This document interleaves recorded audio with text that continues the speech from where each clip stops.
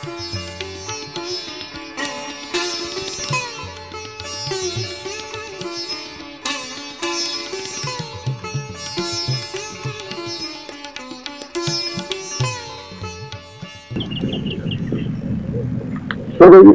पहले मैं आपको प्रणाम करता हूँ।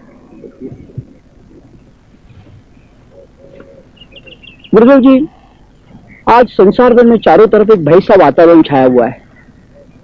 चारों तरफ लोग अशांति महसूस कर रहे हैं। ऐसी स्थिति में संसार भर में शांति के लिए बहुत से प्रयास होते जा रहे हैं। बहुत से धर्मों के धर्मगुरु, बड़े बड़े संसार के दिग्गज लोग इस बात के लिए प्रयत्नशील है। ऐसी स्थिति में आपने भी जोधपुर से संसार में शांति स्थापित होने के लिए एक प्रयास चालू किया है। उस सिलसिले में कुछ बातचीत करने में बंबई से यहाँ आया हूँ। गुरुदेव जी, आप बार बार अपने प्रवचन में सनातन धर्म का जो जिक्र करते हैं, ये सनातन धर्म में एक्चुअल क्या है? देखिए, सनातन धर्म आज जो हिंदू धर्म चल रहा है उसका नाम नहीं है। सनातन धर्म का मतलब है कि मानव मात्र को ईश्वर की संतान मानना। वसुदेव कुटुंबकम की बात करता है हमारा दर्शन। वेद कहता है सर्वम खलविदम ब्रह्म। जो कुछ दिख रहा है वो एक ही परम सत्ता का विराट स्वरूप है। इसको आधार मान करके वैदिक धर्म चलता है। इसमें मानव जाति संपूर्ण जो है विकसित होती है, न कि आज की संकीर्ण धर्म वाली जाति। इसे वैदिक धर्म कहते हैं। वैदिक धर्म यानी सनातन धर्म? सनातन धर्म, यही सनातन धर्म। अच्छा, ठीक है। सनातन का मतलब सत्य। सनातन का मतलब सत्य। गुरुदेव जी, आप कहते हैं कि शक्तिपात दीक्षा से मैं कुंडलिनी जागृत करता हूँ। ये शक्तिपात दीक्षा क्या है और ये कुंडलिनी जागृत होना, ये प्रकार क्या है? देखिए, कुंडलिनी जो है वो उस परम सत्ता का दिव्य प्रकाश है। सृष्टि उत्पत्ति का आदि कारण है। जब तक ये जागृत होकर के वापिस सहस्रार में नहीं पहुंचती, अपने मालिक के पास नहीं पहुंच जाती, मतलब शिव शक्ति का मेल नहीं हो जाता, तब तक मोक्ष एक कल्पना है। जिस सृष्टि उत्पत्ति का कारण जो है वापिस अपने सहस्रार में पहुंच के लय हो जाता है, तो आदमी का जो द्वैत भाव है खत्म हो जाता है। अब जब तक वो नीचे है, जब तक दो एक शक्ति दो भागों में थी और वो एक अविभाज्य सत्ता है। इसलिए जो ही ऊपर का शक्ति यहाँ पहुंच जाएगी, जीव भाव खत्म हो जाएगा। मतलब वो नाभि से उद्योगमन करते हुए यहाँ सहस्रार में पहुंच जाएगी। नाभि से नहीं, रीढ़ गद्दी के नीचे के से, रीढ़ गद्दी के नीचे से, और ऊर्ध्वगमन करती हुई यहाँ पे पहुंच जाएगी। उसको ही मुक्ति कहते हैं। मुक्ति। ये मतलब देखिए, जो मैं आपको उदाहरण समझाऊं, जिस तार में करंट है उससे कनेक्शन लोग तो बत्ती चलाते। अच्छा, मतलब ये जो उसका जो कनेक्शन है, जिससे दीक्षा ले रहे हो वो उस तत्व से जुड़ा हुआ है, उस तत्व से ओतप्रोत है। अगर वो तो आपके सामने उसको खड़ा कर देगा, नहीं तो नहीं करेगा। अच्छा, तो इसमें जो बदलाव नहीं आ रहा है वो गुरु एनलाइटेड नहीं रहे, मतलब समर्थ गुरु नहीं है। अगर कपड़े बन के बन जाता है, कोई शरीर रंग के बन जाता है। तो कपड़ा रंगने से, शरीर रंगने से गुरु का कोई मतलब नहीं। आजकल के जो गुरु हैं, बहुत से गुरु हम लोगों ने देखे हैं जो भगवे कपड़े में आते हैं, लेकिन आप ऐसे गुरु हैं जो शुभ्र वस्त्र में आते हैं। तो भगवा कपड़ा और शुभ्र कपड़ा, इससे गुरु से क्या मेल खाता है? ये बात देखिए, बहुत अच्छा प्रश्न किया। दो रास्ते हैं उस परम सत्ता से जुड़ने के। एक निवृत्ति मार्ग के रास्ते।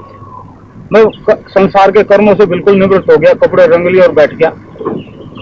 अब फिर उसको किसी से ईर्ष्या, द्वेष, मोह, लालच नहीं होना चाहिए ना, क्योंकि निवृत्त हो चुका, निवृत्ति मार्ग में करना है। तो फिर परंतु वो फिर ये दुश्मन जो है ईर्ष्या, द्वेष, मोह, लालच, ये उस सन्यासी को कहीं कहीं पकड़ लेते हैं।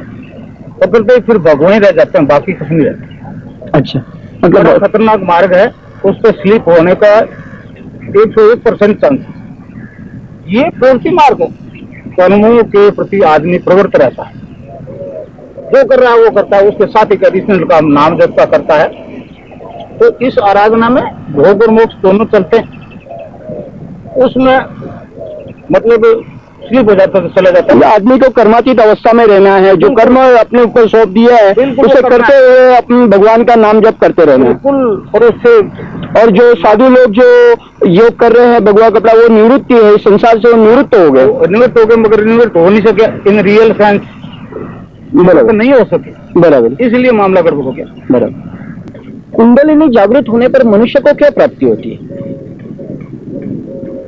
देखिए, कुंडलिनी जागृत होने पर मनुष्य के लिए इस संसार में कोई कष्ट नाम की, दुख नाम की, बीमारी नाम की कोई चीज रह ही नहीं जाती। कुंडलिनी जागृत होते ये तीसरा नेत्र जो है शिव का खुल जाता, फिर जो है साधक सब कुछ देखता सुनता है। और कुंडलिनी जागृत होने से साधक को एक प्रकार की खुमारी आती है, संतों ने उसको नाम खुमारी का, दान दचुरा नान का उतर जाए प्रभात, नाम खुमारी नान का चढ़ी रहे देना। कबीरदास जी ने कहा नाम अमल उतरे न भाई, और अमल छिन छिन चढ़ उतरे, नाम अमल दिन बढ़े सवाया। तो जो नाम जब मैं देता हूँ ईश्वर का, उससे साधक की कुंडलिनी जागृत हो जाती है, और उस नाम की संतों ने खुमारी कहा है, खुमारी का नाम का। तो इस प्रकार जो साधक है उसका मानसिक टेंशन पूर्ण रूप से खत्म हो जाता है, मानसिक तनाव अपने आप को शांति, अपना आप एक शांति स्वरूप समझता है, शांति प्राप्त, बिल्कुल आनंद की स्थिति में रहता है, 24 घंटे वो आनंद रहता है, एक अलग प्रकार का एक आनंद। हाँ, महसूस, ये भौतिक सुख है, ये आनंद नहीं है। आनंद जब आता है तब पता लगता है, आया ना, आपको आया तो पता लगा कि आनंद क्या चीज है। तो उस आनंद के कारण से मनोरोग सारे खत्म हो जाते हैं, high blood pressure, low blood pressure, उन्माद, पागलपन इत्यादि। मेरे पास 2 केस ऐसे आए जिनमें इंसुलिन फेल हो गया था। शॉक्स के तो बहुत आए, मगर इंसुलिन के 2 केस आए, और इंसुलिन फेल हो गई। डॉक्टर्स ने कह दिया अब इसका कोई जवाब है नहीं, इलाज इस दुनिया में। वो अभी बिल्कुल पूर्ण स्वस्थ है। एक लड़की तो अभी फर्स्ट ईयर में पढ़ रही है, जिसको यहाँ के डॉक्टर ने कह दिया कि ये इस जीवन में तो काम नहीं कर सकती, अब वो पढ़ा रही है लड़कों। तो इस प्रकार मनोरोग सारे खत्म, मनोरोग अच्छा, सारे नशों से छुट्टी हो जाती है कुंडलिनी के जागृत होते ही। देखिए, मनुष्य की जाति बदल जाती है। 3 जाति के मनुष्य होता है, 3 वृत्ति। कौन सी 3 वृत्ति? रजोगुणी, तमोगुणी और सतोगुणी। हमारी संस्कृति में भी कहा, हाँ, संस्कृति में भी है। तो त्रिगुण में माया से सृष्टि की उत्पत्ति हुई, इस माया से अतीत है ईश्वर। तो ये शांत हो जाती है जब उस माया अतीत से जुड़ जाते हो ना, तो माया के जो रोग है वो एकदम खत्म हो जाते हैं। जो ही मतलब रुद्र ग्रंथि शांत हुई, उसको खान पान जैसे सभी प्रकार के नशे, मीट, शराब, ये वो, मतलब अपना आप छोड़ के चले जाते हैं।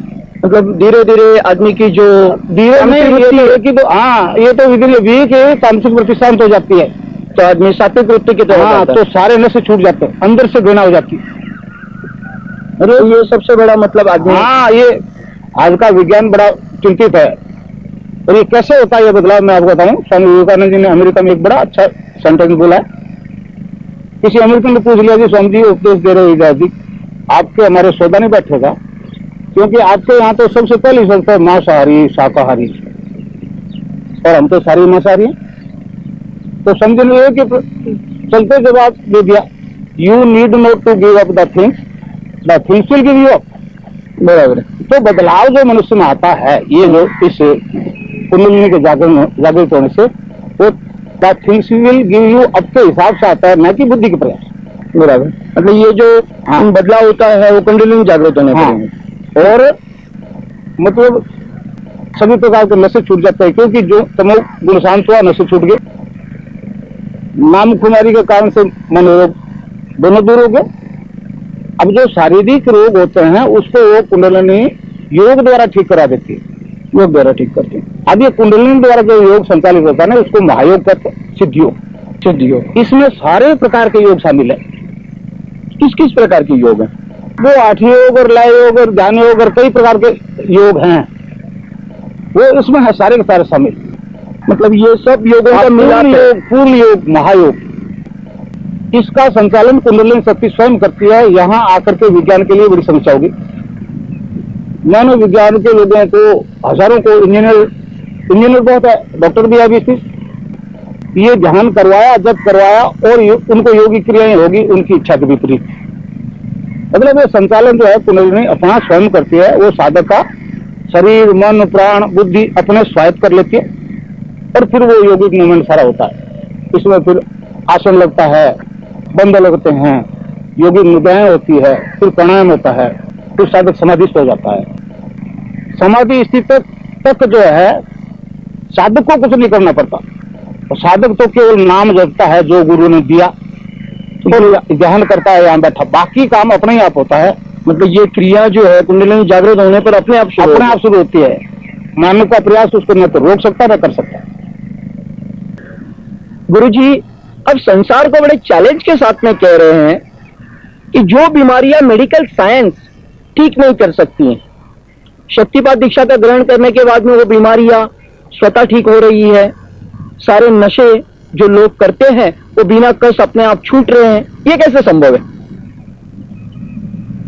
देखिए, मेडिकल साइंस से जो नहीं हो रहा है उसका एक कारण है कि मेडिकल साइंस अभी अपूर्ण साइंस है, पूर्ण विकसित नहीं हुई है। नशा हमारे यहाँ जो छूटता है वो तो उसकी साधक की वृत्ति शांत हो जाए कारण छूटता है। वो तामसिक ग्लैंड्स निष्क्रिय होगी, नशे छूट गई। अच्छा, वो डॉक्टर क्या करते हैं कि वो हॉस्पिटल में अरेस्ट करके रिश्तेदारों को घेर करके शराब छुड़ाते हैं और वो मांगता है शाम को, फिर उसमें कोई ऐसी दवाई डाल देते हैं जिससे उसका जीव में चलाता है, उल्टी होती है। इस प्रकार वो 2-2.5 महीने में छोड़ता है। परंतु क्योंकि वो ग्लैंड अभी निष्क्रिय नहीं हुई है, बाहर निकलते ही महीनों 2 महीने में उतना ही पीने लगता है, तब इस वजह से वैसे चालू होता। मगर हमारे दर्शन में तो उस नाम जब से जो ही कुंडलिनी जागृत हुई कि तामसिक ग्लैंड्स जो है निष्क्रिय हो जाएगी।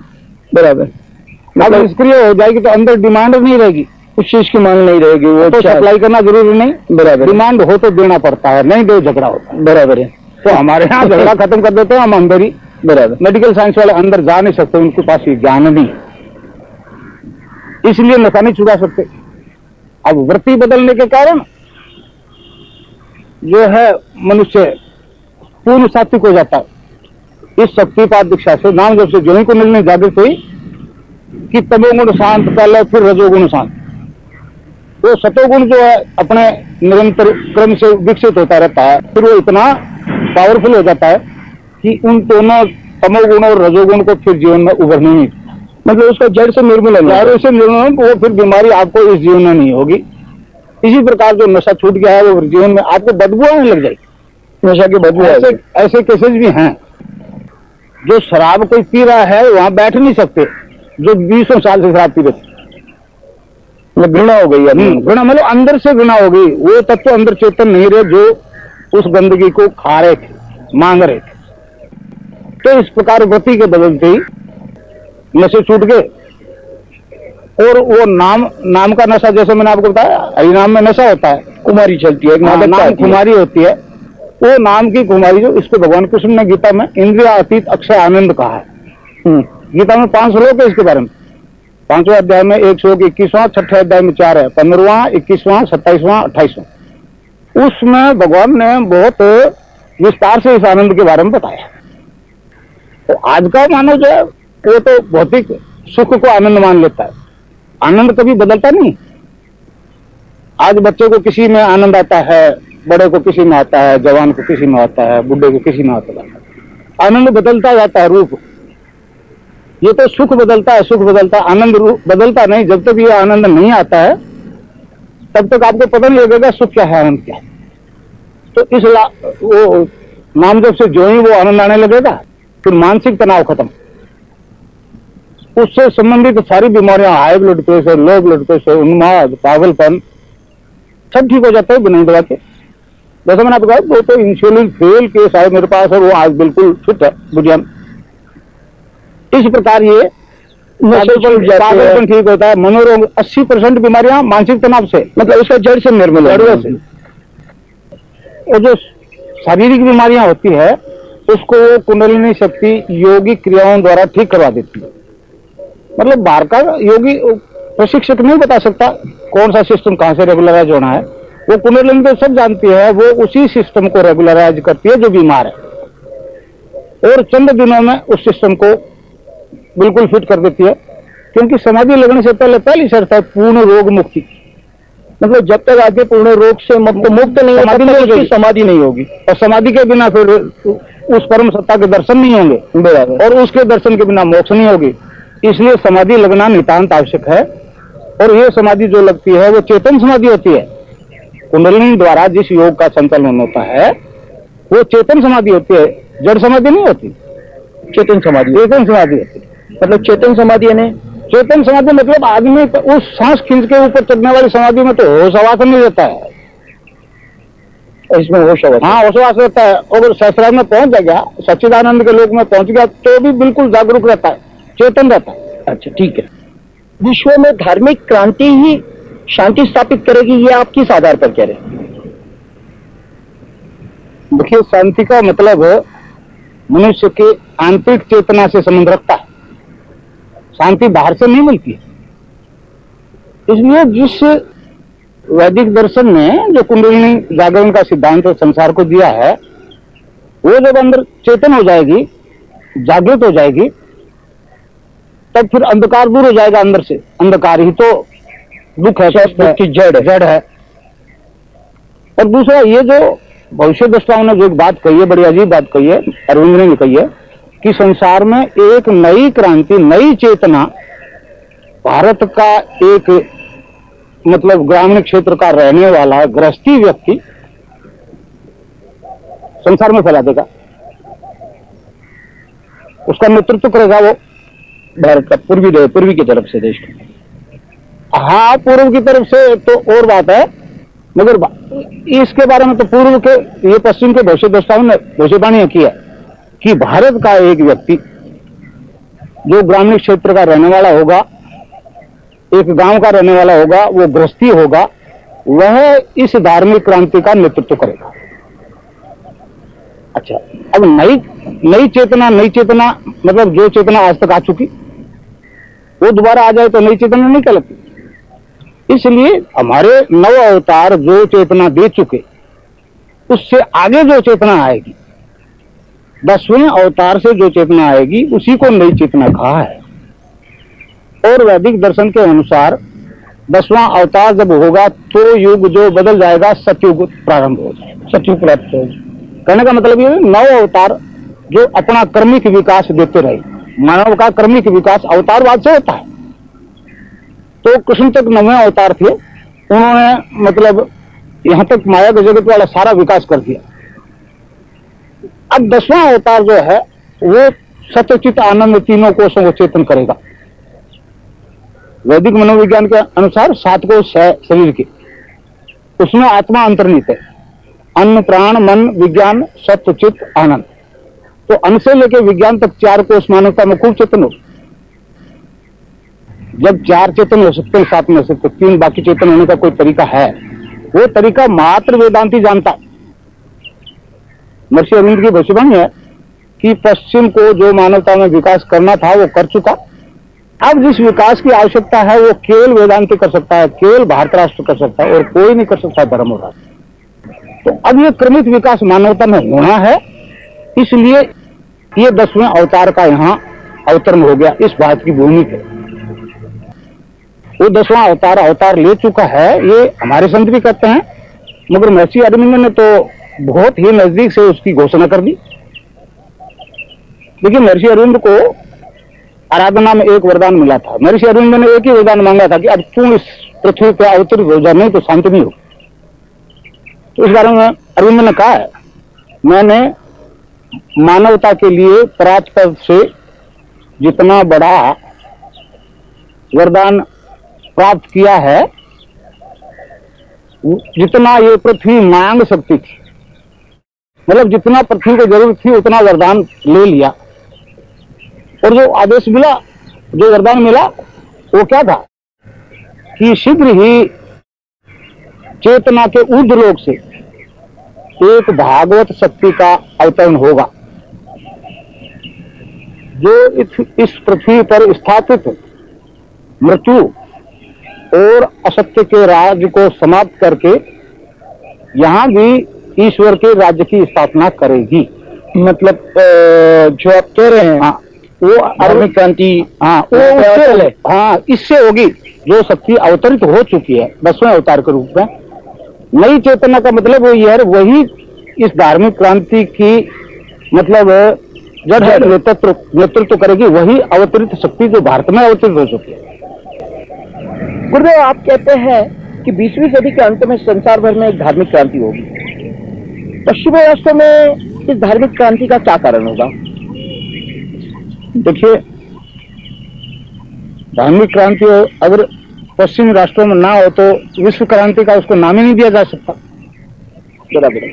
तो इस संबंध में जो बाइबल बताती है कि ये क्रांति का कारण वह सहायक होगा, ईसा ने कहा एक सहायक और भेजूंगा। मतलब जब हाँ, इस 20वीं सदी के अंत से पहले पहले वो प्रकट हो जाएगा। और मतलब पुराने नियम ओल्ड टेस्टामेंट में यहोवा ने भी कहा है कि एक सहायक पूरे से और बुलाऊंगा मेरे काम को, मेरी युक्ति को पूरा करने के लिए। बराबर, जो उसका अधूरा कार्य रहेगा, शांति स्थापित। और यीशु ने भी कहा है कि वो पूर्व से आएगा, वो आकर के जो काम करेगा उससे संसार में पूरे ईसाई जगत में क्रांति हो जाएगी। और वो एक ही पॉइंट पे क्रांति होगी, वह सहायक ईसाई जगत को अनिश्चित काल के भूत भविष्य को दिखाएगा, सुनाएगा। सबका he will show you things to come, और जो मैंने काम किए उनको भी दिखाएगा। मतलब जैसे आप लोग रिप्ले करते हो क्रिकेट, उस तरह से रिप्ले कर देगा पास्ट को, जो बीती हुई बातों को। हाँ, उसको दिखा देगा, सुना देगा ध्यान की स्थिति में। हाँ, समाधि स्थिति में। बराबर। और जो आगे होना है उसको भी दिखा देगा, सुना देगा। ये काम जो सहायक कर लेगा उसी को ईसाई जगत मान जाएगा। और इसी मतलब दिखाने सुनाने पर एक अंत में फैसला होगा। ईसाई जगत में ये फैसला आखिर में होगा और वो ईश्वर के आदेश से होगा। देखिए, यसा यहाँ एक ऐसा भविष्यवक्ता है, उसके अंदर लिखा है, ईश्वर कहता है कि तुम अपना मुकदमा लड़ो, अपने प्रमाण पेश करो। और प्रमाण वही कि हमको पास्ट फ्यूचर दिखा दो, सुना दो, तो हम मान जाएंगे तुम भगवान हो। और फिर इसका जो आखिरी फैसला जो होना है विश्व स्तर पर, उसके लिए इसी यशायाह में कहा है कि आंख रखते हुए अंधों को और कान रखते हुए बहरों को बुलाओ,